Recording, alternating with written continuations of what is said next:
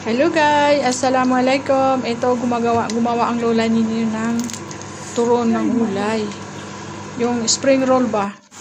So, iyon, nagisa tayo ng sibuyas, bawang, kamatis, nandyan na yan. Mamaya maghalo-halo na yan sila dyan. So, habang nagigisa si lola, iyon, lalo na naman yan yung ginawa niyang soup. Lentil soup. So, ayan, nilagyan na yung kamatis niya. Tapos, wala tuloy. Wala yung aking voice message. Ayan. Yan yung ating repolyo na hiniwang maliliit. Damang pinong repolyo na hiniwa. Kasi tawgi sana ang gagawin ko. Hindi pa tumubo lahat yung pinatubo kong tawgi. Kaya may repolyo naman kami. Sayang. Kaya ayan, bilis ako na. So, ayan, halo-halo si lola guys. So, may ilalagay natin yung pinirito kong sausage. Ayan. Pinirito ko siya muna bago kong hiniwaywang pahaba. Para masarap. Hindi siya masyado ayan. Ayan na guys. Pinaghalo-halo na ni lola ang ating gulay. Nilagyan ng pot.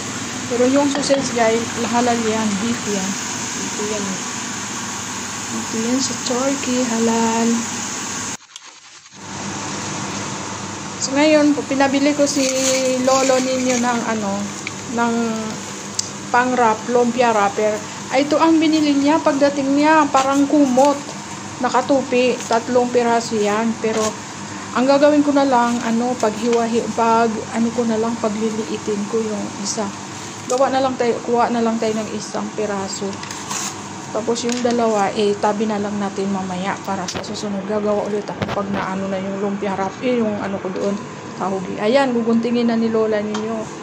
Ihiwain na pa Icelandic yun. Pahaba. O, ngayon, pag na natin, ibabalot na natin yung ating lumpia, yung ating gulay. So, iyan guys. Dahan-dahan lang si lola kasi alam nyo ba yung cellphone ko? Nakapatong lang yan dyan sa sa may point ng timba na maliit. Kapag yan ang gumalaw, malaglag yan. Kaya, dahan-dahan lang. Ayan, tapos na guys. Hindi na kailangan ilak yung dulo ng ating wrapper kasi sa oven naman natin yan iluluto. Ayan, lagay na natin siya sa baking pan. So, ito guys, hindi ko na pinakita sa inyo lahat.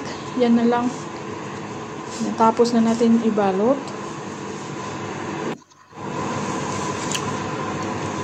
Ayan, sinisi si lola. So, ngayon, ilalagay na natin siya nakalagay na siya sa baking pan. Ngayon, meron naman tayong isang itlog. Nilagyan ko na siya ng olive oil konti at saka nilagyan ko siya ng fresh milk na konti. Ayan, kukutaw-kutaw na natin dyan. Pagkatapos, gagamit tayo ng brush. Yung brush ng hindi yung brush ng yan. Gagamit tayo niyan para magandang tingnan mamaya. Hindi siya namumutla. At saka maganda pagkaluto niya. So, ayan. Tapos na guys. Ilalagay na natin siya sa oven. So, ayan. Luto na guys. Pakita ko sa inyo. Mainit pa eh. Hindi masyadong mahawakan. Lipat muna natin siya sa lagayan. Ayan. Nailagay ko na siya sa lagayan na medyo maganda-ganda. Pakita sa inyong lola. Medyo lumamig ng konti. Ayan.